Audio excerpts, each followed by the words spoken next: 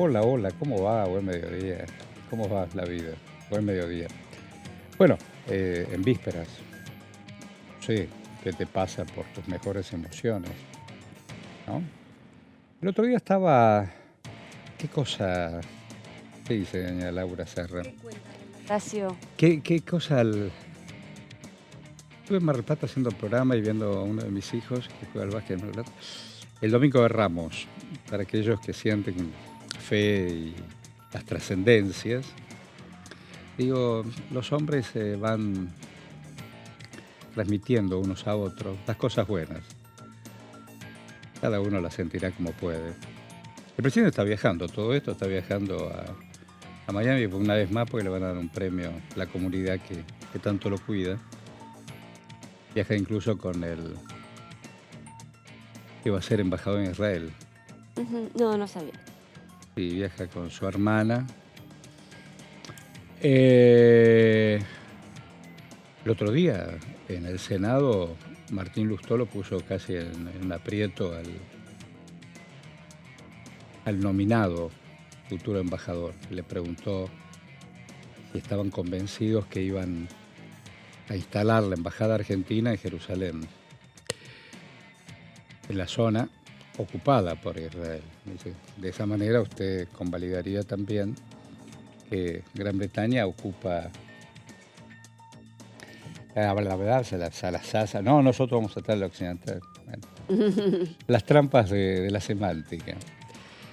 Y aquí, día más, día menos, mayo queda muy lejos, ¿no? Como viene el ritmo del año, parece que todo va a fluir ¿Qué va a demasiado ser? rápido, ¿no? Uno imagina aquellos hombres que vinieron de tan lejos para reunirse en Cabildo Abierto y mucho más lejos estaban las ideas donde abrevaban. Digo, esa Revolución Francesa lo germinó. Y pasó mucho tiempo hasta que esos muchachos lo estudiaron, lo tradujeron. Es bárbaro. Yo pienso muchas veces en eso. Digo, Ujú. eran todos muy jóvenes Bueno, y pero no pasó tanto tiempo, ¿no? Si la Revolución Francesa, 89. claro, bueno, pero previa a la americana, Claro, 1776, claro. y ya en 1810 no había ningún tipo de comunicación de Qué ninguna bárbaro. naturaleza y ya estaba germinando, me parece que fue como bastante rápido, ¿no? No tenían el WhatsApp, ¿no? No. Las ideas circulan.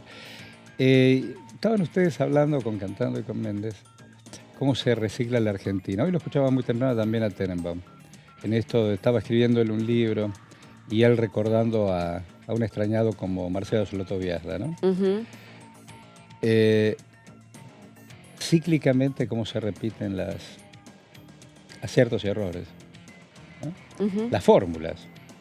Yo el otro día lo vi a Cavallo, ya sabemos quién fue y quién es, decirle a esta gestión, por ejemplo, acuérdense que también hay que producir, hay que consumir, no se olviden de ese lado de la economía, no solamente ajustar números que suben y que bajan. Bueno, hoy sin ir más lejos, uno de los representantes del fondo, ahora lo voy a buscar Viene a porque la Argentina. está en la Argentina, está dando una conferencia de prensa, no, pero estuvo en la Argentina en un foro. Es ya te digo bien Ese quién nombre para es, América Latina. Rodrigo Valdés, director del Departamento del Hemisferio Occidental del Fondo. Dijo, bueno, estamos satisfechos con todas las mejoras que ha hecho la Argentina en materia, por supuesto, macroeconómica, pero Sí, cuidado con cómo se hace esa apertura y concretamente pidió tener bastante cuidado con los segmentos más vulnerables, lo dice el fondo, y no es la primera vez que lo dice. no, Entonces, acá me parece que lo que se está haciendo es, de alguna manera, es observado con cierto entusiasmo por un sector de la economía o un sector de la población, sobre todo aquellos que se dedican a la economía y las claro. finanzas. Pero bueno, hay otro sector que está totalmente a la expectativa y colgado de un pincel hoy por hoy, ¿no? Sobre todo el Por decirlo en pincel. términos coloquiales. Sí, claro, claro. Que no está dentro de las medidas prioritarias, no está dentro de las prioridades de este gobierno. Sí, yo lo escuché el Indudablemente que otro no. día al ministro de Economía él está contento por su desaceleración y sus números, pero nunca hizo hincapié de los individuos en grupo y en la actividad económica. Ni siquiera quisiera que piense hoy, mira, hoy alguien tiene dengue y hay que asistirlo. Hoy las universidades estaban en la alerta. Vos mismo me nos contaste los presupuestos. Día más, día menos, ya está. Se les agota. Es un tema. Y veo también a un ministro como Francos, que ayer los gobernadores del sur le dijeron, mira, así nosotros no negociamos. Y él va hoy a los del norte, porque piensan distinto a los del sur. Ya, es muy fuerte. Es un tema, ¿no? Porque seguimos como sin... Vos sabés que termina este primer trimestre, Horacio, y el gobierno de Milei no puede exhibir ni una sola ley. Solamente ¿Te una, diste cuenta con vos una eso? media sanción que ya venía del gobierno anterior, con Tal lo cual cual. ha hecho poco y nada. Y uno se pregunta, y acá uno ve un poco la hipocresía, ¿no? Hay sectores de la economía que tratan a los políticos como esa casta que no trabaja. Cuando muchas veces no es que no se trabaja, sino que desde la Casa Rosada no se viabilizan del todo correctamente las negociaciones que se deben realizar en un marco democrático, ¿no? A veces no es que los políticos ponen ruedas porque se les da la gana, sino porque justamente la Casa Rosada, el Poder Ejecutivo, no establece las condiciones para una negociación que atienda a todas las partes, no solamente a los intereses de la Casa Rosada. Y eso es justamente la democracia. Si no, cerrá el Congreso. Claro. Si no, ¿sabés qué? Llave, poné llave y nos vamos Claro, todos. tal cual. ¿Viste? Pero acá hay, digamos, hay una división de poderes, le guste o no le guste al Poder Ejecutivo de turno, y no me estoy refiriendo a me estoy refiriendo en general, Sí. ¿no? Y justamente eso es lo que uno le genera un poquito de impotencia cuando escucha a determinados sectores que justamente son los que están más satisfechos por un crecimiento macroeconómico que no derrama, que no derrama y que le echa culpa a los políticos por no aprobar leyes. Entonces vos decís, ok, vení allá y cerrá el Congreso. Ahora, cuando venga un Poder Ejecutivo que se quiera exceder en sus atribuciones que a vos te perjudican, ahí querés el Congreso, ¿no? Claro, Y ahí claro. está un poco la cuestión. Hay un poco de hipocresía en todo eso, ¿no? Yo recuerdo, por ejemplo, con Cristina Fernández de Kirchner cuando quería avanzar sobre la reforma judicial, o quería con una reforma judicial avanzar sobre el Poder Judicial, y de no haber sido por este Congreso, quizás hubiera tenido éxito, ¿no? Entonces, guarda con esas cosas, ¿no? Guarda.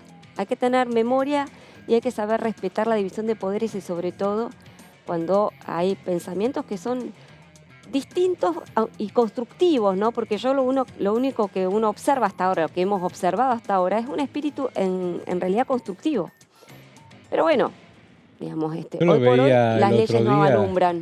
a cada uno entusiasmado. El día que cerró con el decreto al tema de jubilatorio, y era muy bueno como venían discutiendo cada uno, proponiendo lo suyo.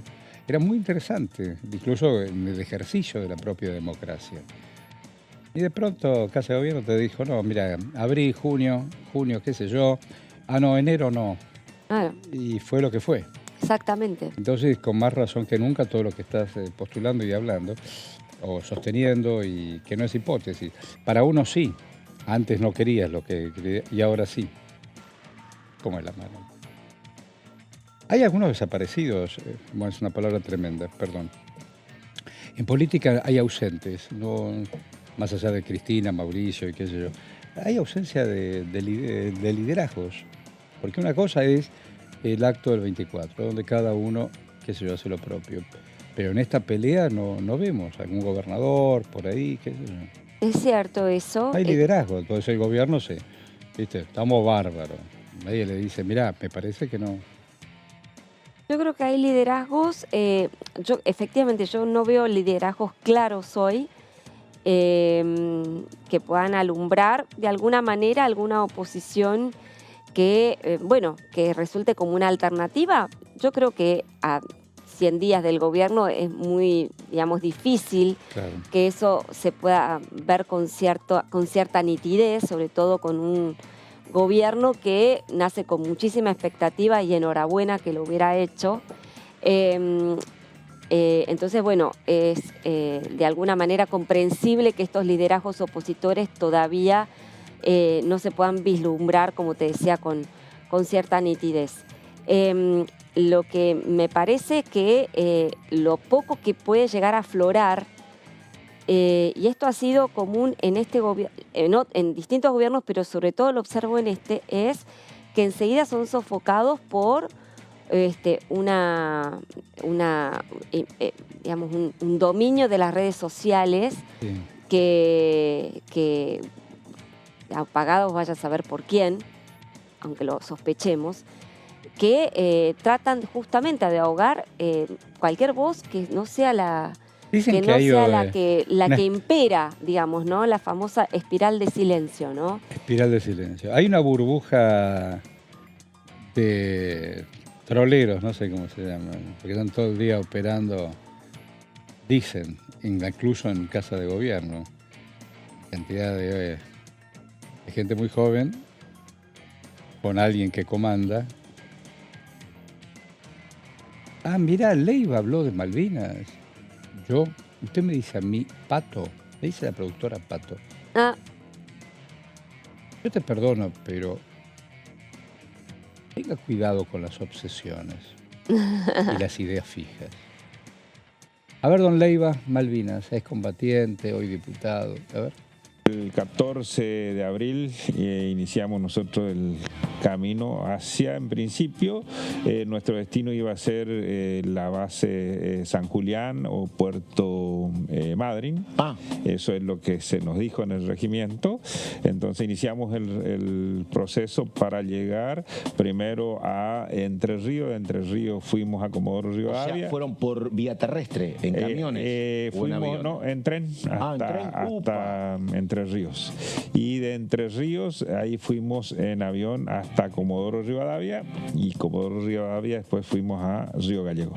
Nosotros tenemos que partir de la base de que no solamente en ese tiempo, sino en las actuales circunstancias, el país no está preparado para un episodio de esta naturaleza con fuerzas que representan a la OTAN. Es imposible, claro, en la mente de cualquier ciudadano o ciudadana que tenga un poco de sentido común, pensar que uno puede ir a combatir en condiciones decorosas ante un enemigo tan poderoso. Bueno, pasa que sí, lo que planteaban ellos es que nosotros íbamos a hacer una especie de custodio en la zona sur, sí, claro, y quienes iban a la isla iban a ser parte de ese territorio porque se suponía que los ingleses no iban a venir. Eso es lo que nos decían en el ámbito del régimen. Sí, sí, bueno, de hecho hubo muchos soldados acantonados en Comodoro Rivadavia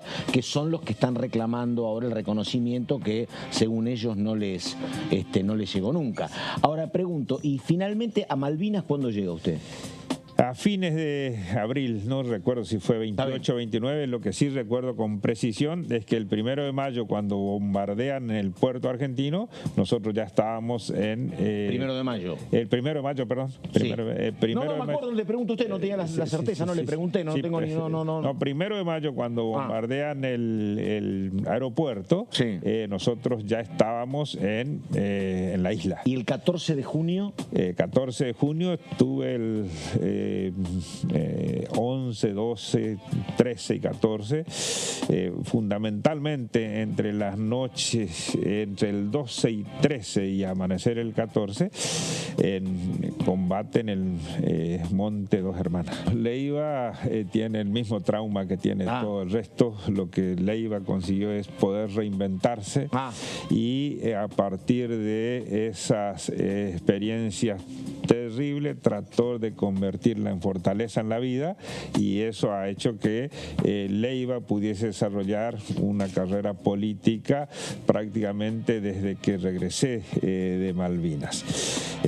Tengo las mismas sensaciones, los mismos fantasmas que tienen el resto de mis camaradas, y de hecho he hecho y sigo haciendo terapia siempre. Si en algo coincidimos todos es en eso, porque lógicamente se había creado una expectativa en la sociedad argentina, se recurrió a una cuestión muy cara a los sentimientos de la sociedad en su conjunto, y la derrota fue catastrófica y devastadora para el proyecto que tenía la Junta Militar, que era de perpetuarse en el poder, porque a partir de ese hecho que ellos programaron, que ellos proyectaron, pensaban sin duda quedarse por mucho tiempo. La derrota, siempre digo, fue una especie de consuelo. Si de algo sirvió la sangre derramada, fue generar ese despertar en la sociedad argentina y ser el paso previo a la recuperación de la democracia. Don Leiva, vos sabés que un día todos lo hemos entrevistado a don Leiva porque es un ejemplo de cómo se han recuperado. Hoy me encontré con Edgardo Esteban en la calle, que también tuvo que entregar el Museo Malvinas, que también... claro. Vos me preguntás quién es Edgardo Esteban. Edgardo Esteban fue un excombatiente. Fue combatiente, ahora es un excombatiente. Un día escribió Iluminados por el Fuego. Tristan Bauer lo filmó. Lo protagonizó Gastón Paul. Pero yo no quiero distraerla, señora. Después les voy a contar unas cosas de Leiva muy interesantes. Leiva cuando vuelve, cortita, después hablamos de... Me contó Leiva. Cuando vuelve al continente, va a su pueblo. Él es correntino, ¿no? Sí, es correntino. Chaqueño. ¿Chaqueño? ¿Leiva el diputado? Sí. Sí, sí. Bueno, chaqueño. Vuelve a su pueblo. Él quería ser concejal de su pueblo. Lo aplauden, qué sé yo. Pero no le daba la edad para ser concejal y venía de la guerra. Y después, las vueltas de la vida, el tipo es mayor de edad, llega a concejal y llega a ser intendente del pueblo. Mira, bueno, todo llega en la vida. Claro, ¿viste? Historias en un minuto, era. Eso voy a salir por los barrios. Ahora que tuki, historias de un minuto. Está muy bien gusta eso. Claro, Lindo qué streaming y formato eso. streaming. Claro. Está muy bien. ¿De dar vueltas manzanas? Ni siquiera la gorra. Te cuento una historia en un minuto. Bueno, proyecto de ley para evitar la puerta giratoria. Bueno, esto también lo vamos a hacer en un Había minuto. ¿Qué te muchas. parece, Horacio? Me encanta. Había un montón de puertas giratorias. Los más jóvenes no saben qué es la puerta giratoria. Bueno. Pero esto es bravo. Bueno, la puerta giratoria como para describir los delincuentes que entran una vez que son atrapados a la justicia para que sean juzgados y lamentablemente al poco tiempo salen por la misma puerta porque siempre se le encuentra algún tipo de excusa legal como para dejarlos en libertad. Lo que justamente acá estamos por presentar es un proyecto de ley de Carolina Píparo que creo que estaba en la placa anterior, gente, pero bueno, es un proyecto de ley de Carolina Píparo de Buenos Aires Libre, que justamente propone modificar el Código Penal, procesal penal, para incorporar la reiterancia delictiva para justamente evitar que puedan ser liberados de manera pronta una vez que son detenidos. Seguimos, por favor. Acá, justamente, lo que se propone es impedir que aquellos delincuentes que cuentan con múltiples detenciones y o procesos penales pendientes puedan recuperar rápidamente su libertad. Hoy por hoy se los retiene únicamente en el caso de que puedan protagonizar eventualmente una fuga o en el caso de que puedan entorpecer la investigación que se está llevando adelante. Estas son las dos figuras por las cuales a una persona se lo puede detener con prisión preventiva. Acá lo que quiere incorporar la diputada Píparo es la figura justamente de la reiterancia, es decir, que aquellos que cumplan con múltiples detenciones o procesos penales puedan recuperar la libertad de manera inmediata. Seguimos, por favor. Para merituar sobre la reiterancia delictiva deberá tenerse en cuenta la existencia de justamente de detenciones previas. Tiene que haber un registro que justamente atestigue que esta persona, este delincuente, ha cumplido ya o ha tenido ya situaciones de delincuencia. ¿Seguimos? A ver, para que justamente sea la reiterancia una figura, esta persona, este delincuente, tiene que de alguna manera haber participado como imputado en procesos penales en más de una oportunidad, aunque no medie sentencia. Ya con este requisito, ya esta persona, este delincuente, sería una persona con reiterancia, de alguna manera, con esta figura de reiterancia. Vamos para adelante.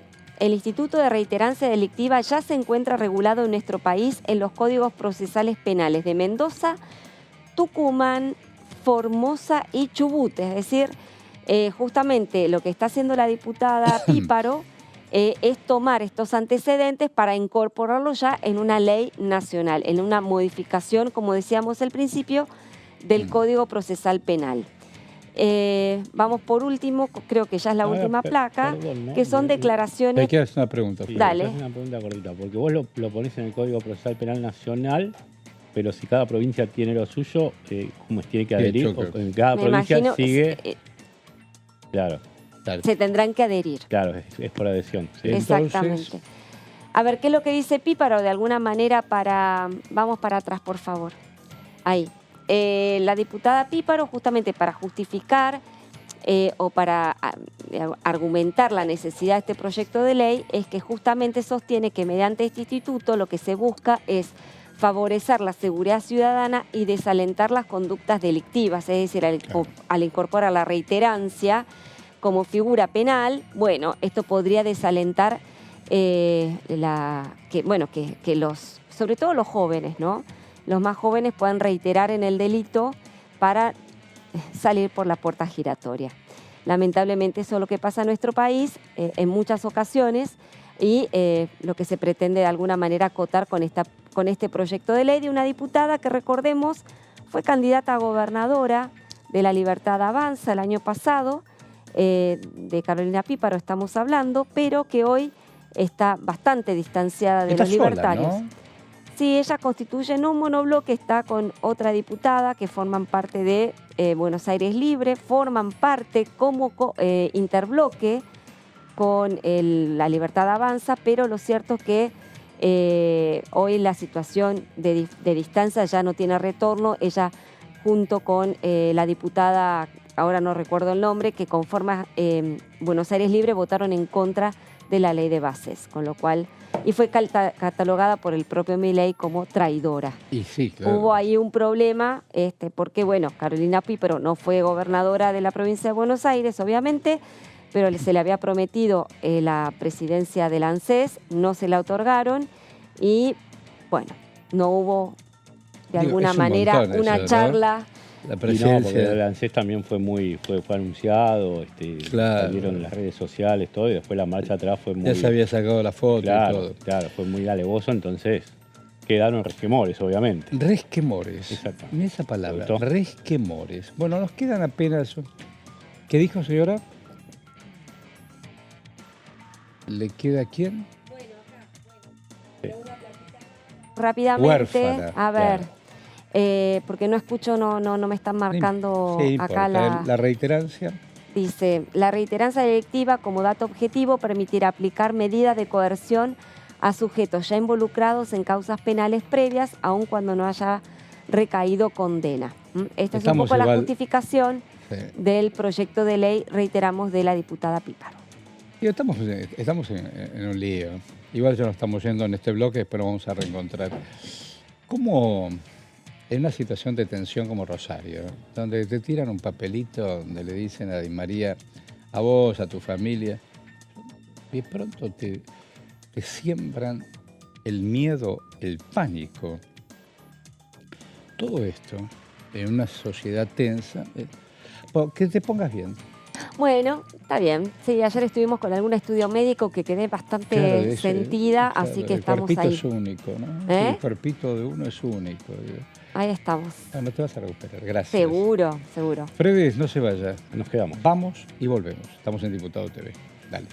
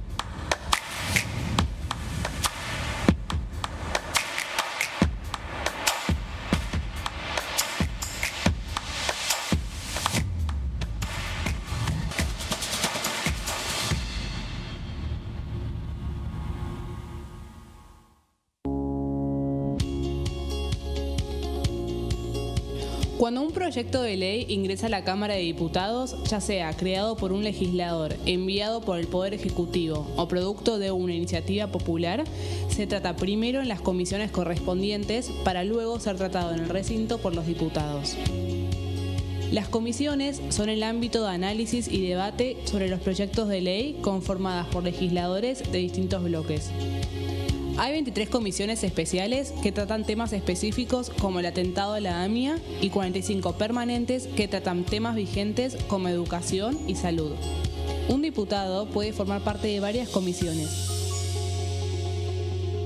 Cada comisión se compone de un presidente, un vicepresidente y de 3 a 5 secretarios. La duración de los miembros de las comisiones permanentes y especiales es de 2 años. Para que la comisión funcione debe tener quórum, es decir, un mínimo de 15 y un máximo de 31 a 49 diputados. Las autoridades son elegidas por los propios integrantes de las comisiones, que a su vez son elegidos bajo consenso por sus propios bloques. Para que un proyecto sea tratado en el recinto, debe contar con el apoyo de la mayoría de los integrantes de esa comisión. Al finalizar una reunión de comisión, se dictamina sobre la pertinencia de tratar el proyecto en el recinto. El dictamen propone una resolución o decisión sobre una o varias iniciativas o proposiciones.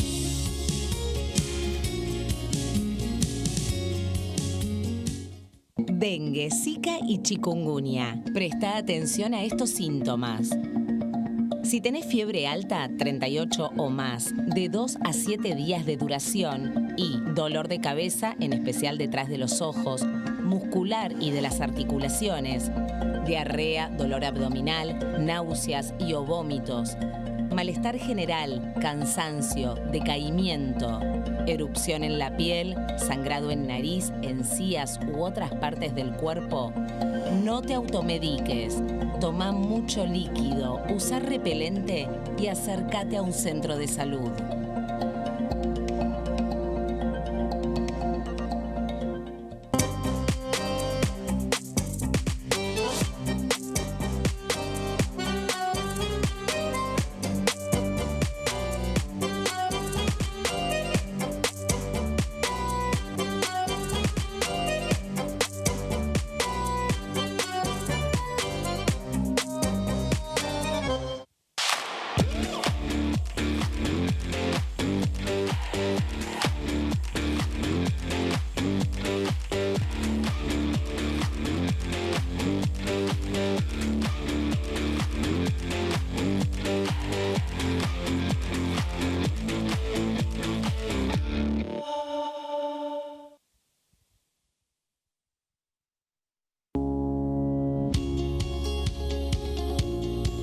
La Cámara de Diputados tiene 257 miembros.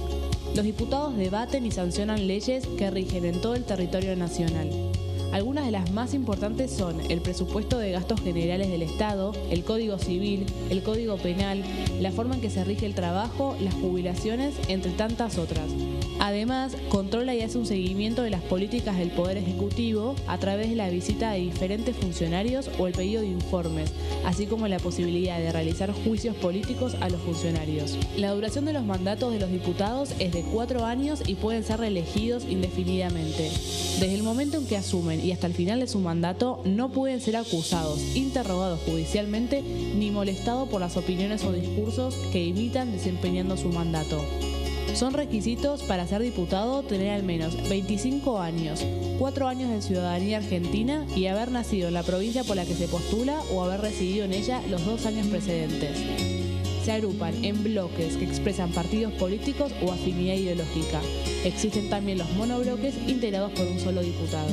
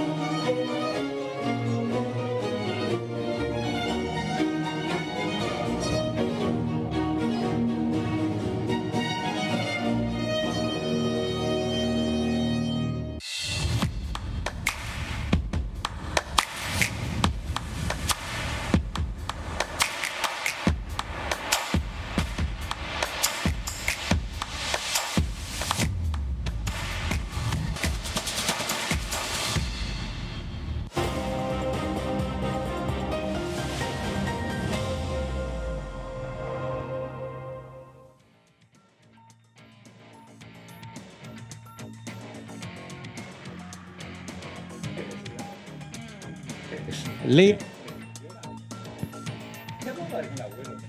No, Aire, está todo bien del aire. Eran Agustín y rompimos la hegemonía en esta generación. Había que leer San Agustín. Era más claro. Agustín Martiniano, además, no era un Agustín cualquiera. Empecemos de nuevo, ¿cómo? No era Agustín así, era Agustín Martiniano y venían de generaciones. Generaciones. Sí, claro. En ¿Y de qué trabajó ese hombre? Mi padre... en Mar del Plata estamos hablando. Sí, en Mar del Plata. ¿En el puerto trabajó? No, estaba en el tema de techos, toldos, todo techo, toldo. Rubro, Claro, había mucho, ¿no es cierto, Gustavo? Mucho techo, mucho chalecito. Techo en comercios, en patios, en claro, todo eso, mucho techo. Como mucho empleado techo. primero, como pyme después, como pyme sufriendo los vaivenes de este país. Claro. ¿Y el abuelo qué hizo? El abuelo que era electricista y... Pero todos tenían oficio. Electricista colectivero, ¿no? Según me contaron. ¿Y usted mucho, nunca se le dio por un oficio? Aparte del periodismo. No, ayudé a mi viejo mucho en el trabajo. ¿Se subía al techo? Sí, subía al techo. ¿Le gustaba eso? Sí, me gustaba. Es difícil eso. Tiene su gustito, o sea... ¿Qué se le pone primero? Un impermeabilizante. Unas maderas. En ese momento trabajábamos chapas de fibra de vidrio, después vino la lona. La lona. Claro, pero los negocios viejos, te acordarás, tenían... Pero plenamente. Primero, mi padre tuvo negocio en la calle 12 de octubre y después tuvo negocio, que yo también atendí, qué sé yo, en las 5 esquinas, ahí en el puerto. Ah, mirá. 4 esquinas, 5 esquinas, 5 esquinas. ¿Negocio de qué? Ropa. Los rusos tenían ropa, claro, y otro, mientras el viejo hacía eso, o yo me quedaba, hacíamos toda la ruta 2 en las tiendas y qué sé yo. Y sí, qué sé yo. Era siempre. Sí, más oficios, sí. Tan bueno. Tengo que hablar de dengue. Antes me tomé este recreo, fui a buscar un poquito de agua, agradezco al compañero que nos acerca el agua, entre otras cosas. Me picó. Hasta me saludó. Me dijo, mucho gusto, señor Mosquito, me dijo algo así. ¿Quién habla de dengue, Cintia? Pedrini sabe un montón. A ver, Pedrini. Tenemos muchísimos casos registrados y también, lamentablemente, muchísimos decesos. Lo que se sabe del dengue es ínfimo en relación, el registro de personas con dengue es ínfimo en relación a la cantidad de casos reales que existen. yo le aseguro que en el Chaco la gente ya se autodiagnostica. Esto es dengue y bueno, saben más o menos lo que tienen que hacer. Y ni siquiera denuncian el caso, ¿no? O se inscriben en un hospital, en algún registro para saberlo. Creo que eso está sucediendo en gran parte del país. Aparte, en muchos establecimientos confunden los síntomas del dengue con los del COVID.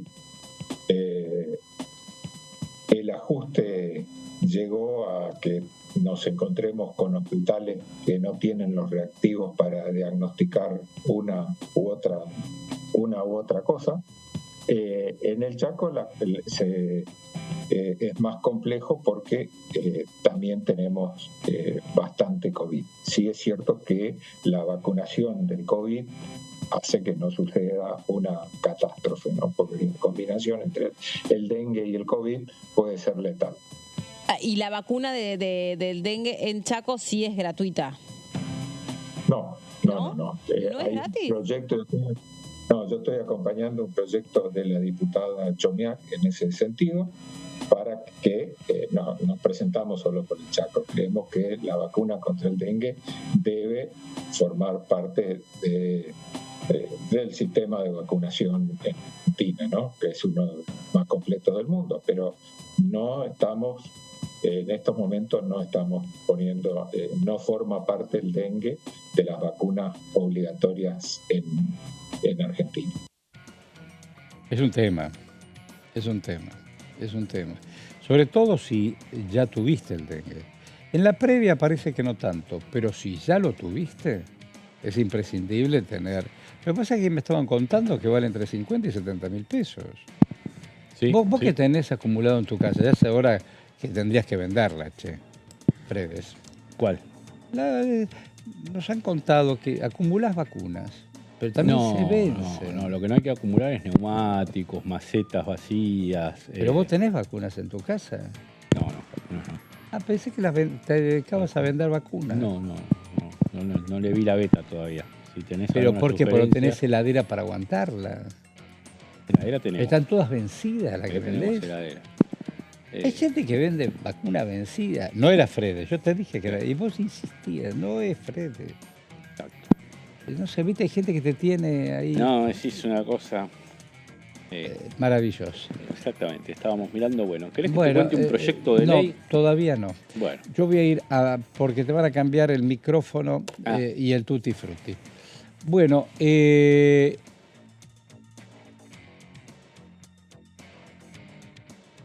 mientras el gobierno central están intentando tanto la reforma laboral, la jubilación, viste, salió por ahí, uno se pregunta cuál es el valor estratégico para el gobierno, naturalmente, el Congreso. Seguramente en las próximas semanas, luego de este largo feriado entre Semana Santa y Malvinas, alguna de las comisiones trate a fondo este país urgente que tenemos que atender, ¿no es cierto? Jubilación no, pero por lo menos la modificación al impuesto a la ganancia, que es lo que trabajó Fredes, y lo vamos a escuchar. Dale. En agenda, bien vos decías, jubilaciones es uno. Bueno, ayer se suma un poco agenda de seguridad en lo que tiene que ver con los dos ministros del área que estuvieron reunidos con el bloque de La Libertad Avanza. Jubilaciones que había comenzado el Congreso a debatirlo, primero con una sesión en la que se intentó culminar a que las comisiones comenzaran a trabajar, finalmente trabajaron, y cuando se inició llega un decreto de necesidad y urgencia que fija la fórmula. Tercer tema, más o menos, que está por allí promediando es ganancias, que cuando se trató la ley Bases 1, digámosle, aquella que se trató esa versión de enero-febrero, llegó en el medio de ese debate un proyecto sobre ganancias del gobierno para ponerlo en la mesa, sobre todo para negociar con gobernadores la quita que se perdía por algún lado, sobre todo por las retenciones, aumento que estaban incluidos en la ley Bases, poder compensarlas con aquello de ganancias. Bueno, finalmente fracasa el tratamiento de esa ley de Bases y el proyecto de ganancias también queda en stand-by, está presentado por parte del Poder Ejecutivo en cuanto a lo que tiene que ver con aumentar el piso o bajar o aumentar el piso de lo que es el mínimo no imponible de la cuarta categoría. Se habla de 1,5 millones de pesos a partir de lo que tiene como salario bruto del trabajador, desde allí pagar el impuesto a las ganancias. Recordemos que Sergio Massa, entonces ministro de Economía y candidato a presidente, en campaña lo había subido a ese piso para que menos trabajadores paguen ganancias, con una votación que siempre dicen desde Unión por la Patria fue apoyada también por Javier Milei y Victoria Villarruel, hoy presidente y vicepresidente de la Nación, con diferentes argumentos a los de aquel oficialismo, pero terminando en un mismo voto. Ahora los que proponen un nuevo proyecto de impuesto a las ganancias o una nueva modificación que no tiene que ver con mover el piso de la cuarta categoría son los diputados Hugo Yasky y Sergio Palazzo de Unión por la Patria. Hugo Yasky, histórico líder de la Central de Trabajadores Argentinos, del gremio docente; Palazzo, de la Asociación Bancaria, uno de los gremios que siempre, por los salarios que tiene, es de los más afectados cuando el impuesto a las ganancias y su piso queda muy abajo, porque alcanza a muchos de los trabajadores de su gremio. Y lo que están proponiendo es dotar al impuesto de mayor progresividad y capacidad recaudatoria, y esto es modificando la composición de las escalas y las alícuotas de las sociedades. Sobre todo esto último, porque los dos DIPUs sindicales, como se los llaman, apuntan a que se mire la primera categoría, que es decir, la más alta, no la de los trabajadores en relación de dependencia, que es la cuarta, sino la primera, que es aquellos de los que tributan mucho y que tiene que ver fundamentalmente con las sociedades y empresas del sistema fiscal argentino. Vemos la siguiente placa.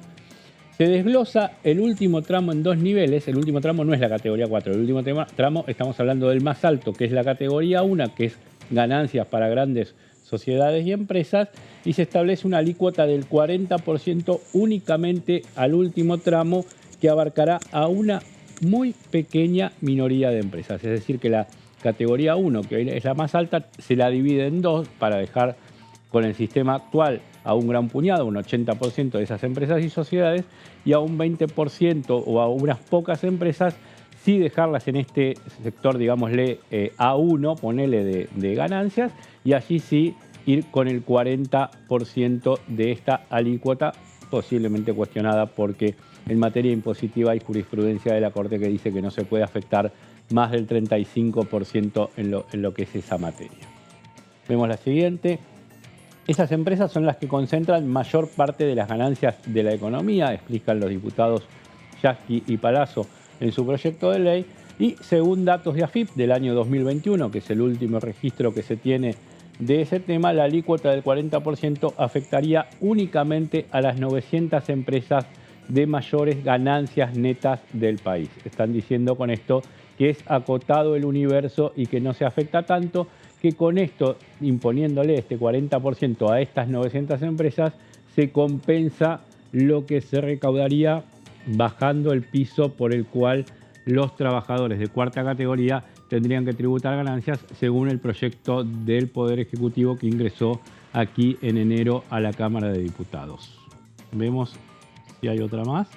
Se trata del 0,7% de las sociedades alcanzadas por el tributo, es decir, no llegan ni al 1% de las sociedades que hay en Argentina las que van a ser alcanzadas por este tributo.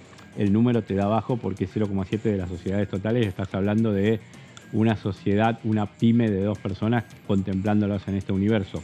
Obviamente el número sube si se habla de grandes empresas, son más las afectadas que este 0,7%.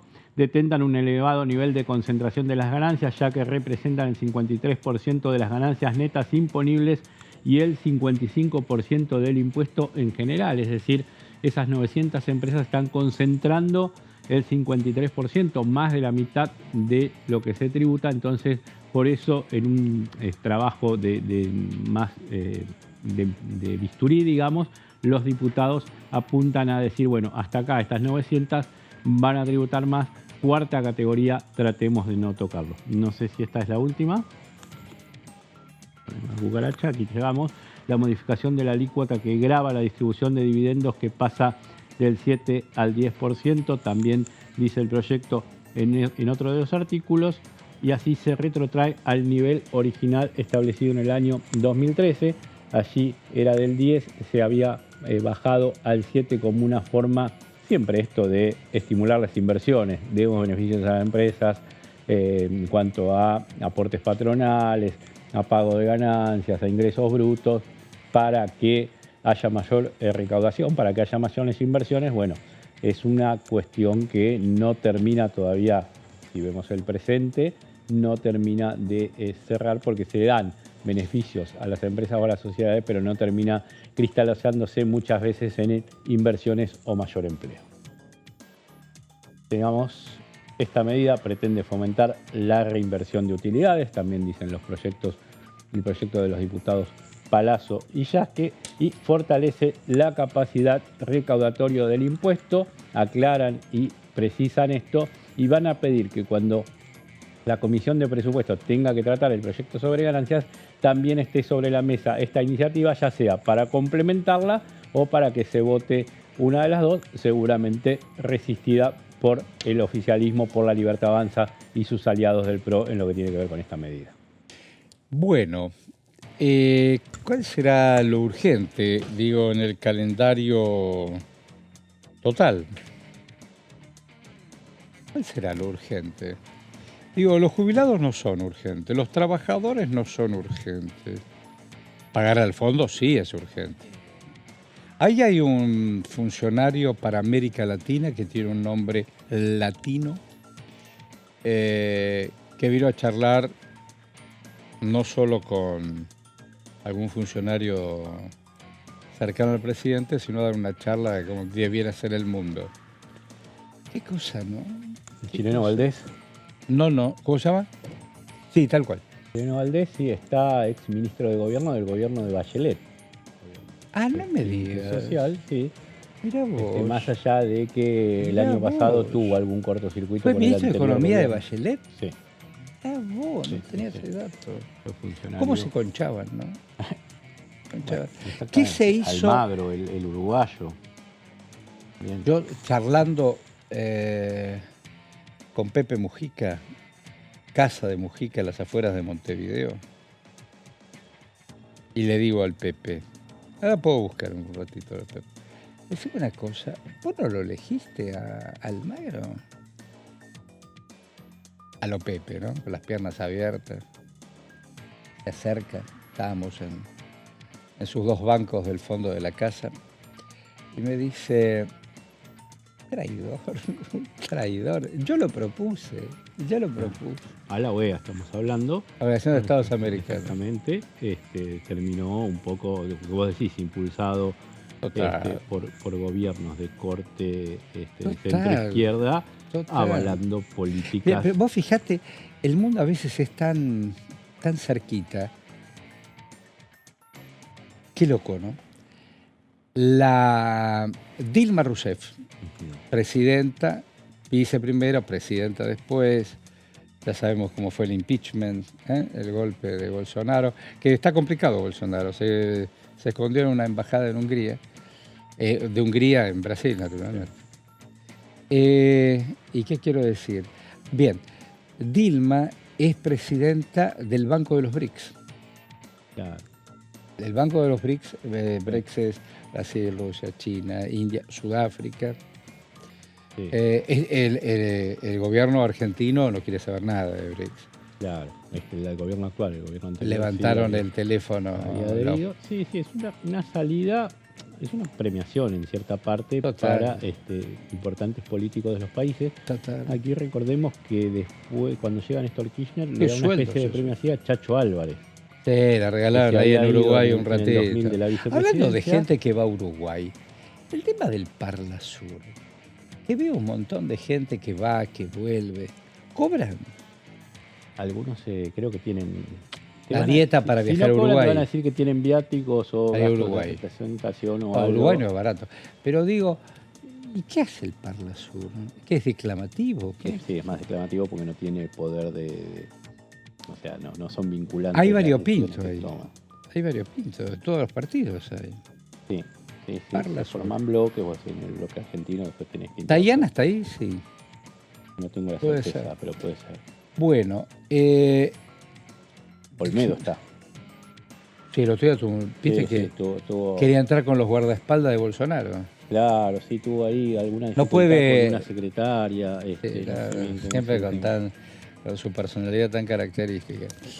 Me iba a contar una anécdota. ¿Creen que les cuente una anécdota? Gustavo, ¿quiere que le cuente una anécdota? De mi parte, sí. ¿Puedo contar una anécdota? ¿Qué hora es? Sí, la voy a contar. Del encuentro con Mujica. Puedo contarles 1000 anécdotas. 1000. Voy a contar una. Una de las tantas, pero una voy a contar. Entramos a su casa, las afuera, y donde él tiene recuerdos. Imagínate que toda una vida. Y en la época de presidencia, un montón de regalos y eso. Pero él guardaba, guardaba recuerdos de compromiso político. Digo, vamos a hacer una cosa, todo con cámara abierta, nunca corté la cámara, nunca se corta la cámara. Esa es una vieja enseñanza de Héctor Ricardo García y Gavilán y otros. No se corta la cámara, cuando vos haces no cortás cámara. Le digo, bueno, a ver, mostrame. ¿Te sirvo un whiskycito? Eran las 10:30, 11 de la mañana. La dejamos para después, brindamos para el final. Y entonces me dice, le digo, a ver, ese morral que tenés ahí, ¿qué es? Tenía recuerdo. Saca el morral. Lo descuelga, mejor dicho, no lo saca, lo descuelga. Abre una cinta, abre la otra cinta y saca un cuaderno. Abre el cuaderno con tinta verde. Era manuscrito el diario del Che. Se lo había regalado Fidel. El diario del Che en Bolivia. Y nos ponemos a leer la letra con cámara abierta. ¿Te acuerdas, Cintia? Yo lo hice para Crónica. Sí, un día inolvidable. Mientras todo eso pasaba, fíjate vos qué loco, la América Latina y el mundo, le pegaban el golpe a Evo. Y Evo se escapa.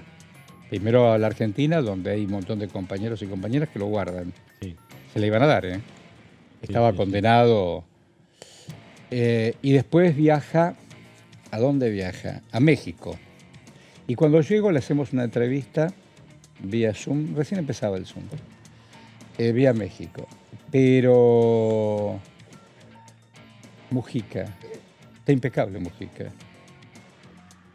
Pero los Lacalle Pou, a imagen y semejanza de la década del 90, Generación. es lo mismo, es lo mismo. Las fiestitas en el barco rioplatense con algunos mandatarios conocidos, ¿no es cierto? Bueno, estamos a 2 minutos. Mañana es miércoles. Sí, agenda vacía esta semana, por semana corta, obviamente. Pero da tiempo para repasar. Igual mayo está lejos, ¿no? Porque hablan del Pacto de Mayo. Sí, está lejos. Además que el Pacto de Mayo es final de mayo. O sea que tenés 25, Claro, es el 25. de mayo. Un mes justo ahora estamos en 2 meses, digo. 2 meses del Pacto de Mayo. El Pacto de Mayo. Al que ¿Cuál la le Bolchevique radical- gustaba de todos los personajes ahí? Moreno, Castelli, ¿quién le gustaba? Paso, ¿quién le gustaba? No, por lo que leí después, un poco, en ese momento nos decían los nombres y los aprendíamos de memoria, ¿te acordás? Claro, Que cual. decía, tienen que ser 12 y tenías, cuando llegabas al 10 decía, a ver cuál 2 me faltan para llegar. Estoy para buscando decirle a la algo, maestra. no es que estoy distraído, estoy buscando Pero- algo para poner. Pero sí, Moreno sí, después de lo que uno va leyendo y recopilando, obviamente. Pero, Ahí está. Lo puse, pero voy a volver a poner. Mirá quién me escribe, la María Fiorentino. Hasta mañana. Para mañana, todos los días son importantes, pero mañana va a ser un día, no te lo pierdas. Estás en Diputado TV. Gracias, Leo. Muchas gracias. Salud.